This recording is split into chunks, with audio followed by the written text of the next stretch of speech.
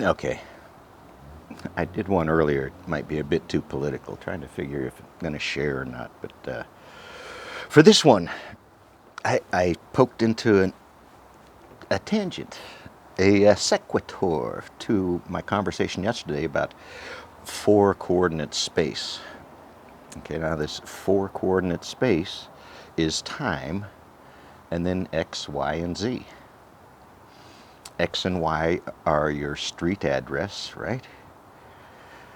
And Z is your elevation above sea level, or your elevation above something. It might be another marker depending on who made the references. So you might be referenced to a stake in the ground about a mile away. That is there's a name for them, but they're geological markers. They're spread all across the country. It's interesting to run into one of them. A lot of monuments and statues are part of that because we want to know how much the statue has risen or lowered over, not a statue, but so that geospatial thing, right? The location, the X, Y, and Z.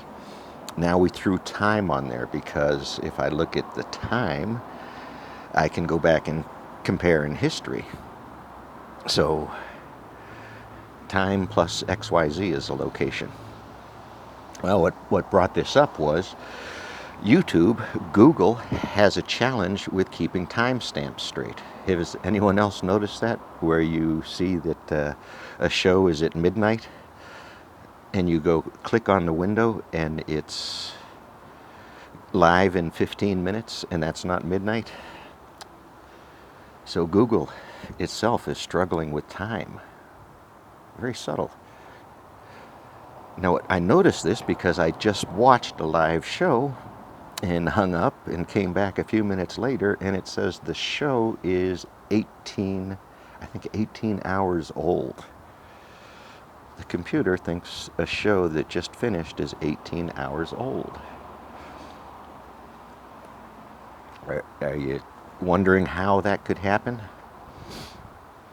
One explanation that makes sense to me is the server locations that are hosting our work. If you can calculate that time offset, see it consistently, you might understand that that server is not in your time zone. It might not be subject to daylight savings time. Now, how does a computer know time? Well, in the good old days, and it's probably still there, but I haven't gone to check. Let me know if you find it. There was an AM frequency broadcast as a standard across a few antennas in the nation. This was a time synchronization signal used for commercial and military purposes. It is part of the FCC's spectrum assignment task. It may have gotten moved, and I will explain why it probably got moved, but it may still be there because it is a backup. It is another communications channel for other informations, like 5G, only not 5G, old stuff. Now, so what's going on with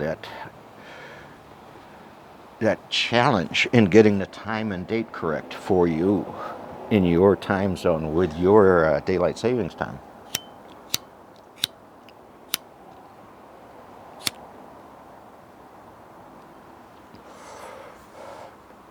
I mentioned that AM signal. That's an AM signal. You can do amplitude modulation on the AM signal, or you can change the rules and in 10 years convert it to another standard, more easier to support. But something under here. The computer, you and I think in time and day, right? We look for sunrise and sunset. The computers can't see. They're idiots. They're not very intelligent when you really look too closely at them, but they're good at what they do. So computers use numbers. zeros and ones. The number for time and date inside your computer is a long integer. It's a long integer based upon GMT, Greenwich, well, lots of terms for it now. Global, what's the others?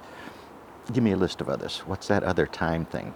We are, wherever you are on the planet, you are either at 0 GMT or an offset from GMT. Greenwich Mean Time or Global Mean Time or UTC, Uniform Time Code is a better, that's the good one to Google, is UTC, Uniform Time Code. Uniform Time Code stamps. So this AM signal, since before I was born, has been broadcasting a standard set base reference frequency for time across AM radio waves, and along comes the internet and computers. Remember, we didn't have these things. I was trained in a mostly analog world of defense systems, so it's a complicated area to speak to. But that time code, cesium clocks were introduced to me, and I had some misconceptions about how they worked, but they work very well.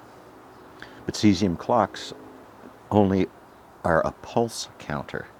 When you turn them on, they start at 0 unless you give them an offset to work from, right?